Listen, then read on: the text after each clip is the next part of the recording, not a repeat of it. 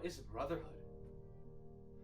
Throughout this pandemic, Americans across the nation have been divided emotionally, physically, and have lost the assurance of the safety of their loved ones.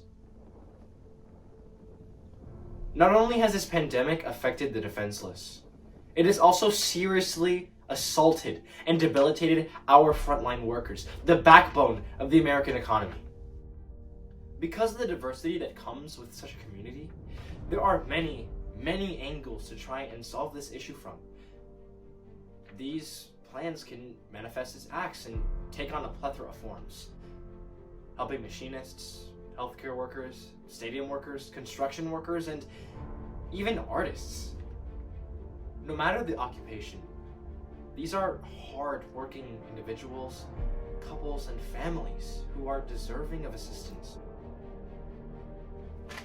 Coming from a family that was able to find success from this avenue, this issue is as urgent as it is personal to me. Some organizations and legislation that have identified this issue have been hard at work to give these people the credit and benefits they have worked so hard for. One such organization includes the Amalgamated Transit Union, which strives to equip transportation workers with the tools and resources they desperately need during these times. In their provision, they stated requests for increased health and safety measures for transit workers and the riding public, including gloves, masks, sanitizers, even going so far as to compensate workers classified as essential during this public health crisis. This petition is one that perfectly outlines the issue with COVID and solutions that should work if practiced. This also highlights a trend in requests brought upon by petitions such as these. Other coalitions that follow this model are evident within the Protect Frontline Workers petition, the AFSCME Demand State and Local Aid, the National Nurses United petition, and many more. The main trend displayed is that those without proper union representation are forced to congregate in large numbers, relying on petitions to ensure proper treatment is allotted and continued.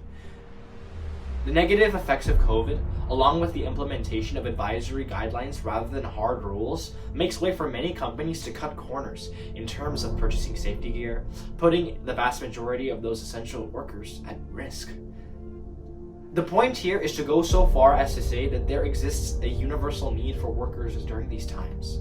And if this is being said, then why hasn't anything truly changed? To summarize the plan at face value, let's break it down into three main areas: enforcing standards, bolstering voices in the workplace, and giving hazardous workplaces their due accountability.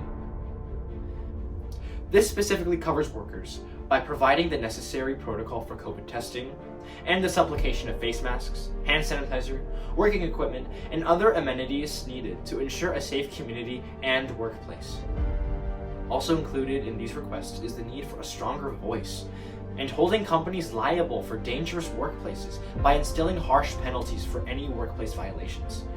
This ensures the prevention of community shutdowns and helps raise consumer confidence in the economy, highlighting and tackling the main problem at the source, getting necessary treatment while giving back to the government to ensure a return on investment of sorts. The process goes somewhat like this. Workers introduce problems or harms within the status quo. The government realizes these issues and allows due recompense, which allows the workforce in turn to grow, paying back the government in both strong numbers and tax dollars. This relies on legislation rather than unionization. Businesses are forced to acknowledge their workers with no chance of misusing their employee population. That being said, the system set in place by the HERO Act is ultimately a mutual one, allowing both institutions to profit from one another, ergonomically and morally. The NY HERO Act serves to strengthen both a faltering economy, a faltering government, and most importantly, a faltering workplace. This act helps those who need it and allows them to find success my family was able to grasp so many years ago. It's their American dream, a way for them to give to their families in love, in provision, and in unity. something that during these times has felt like a rarity.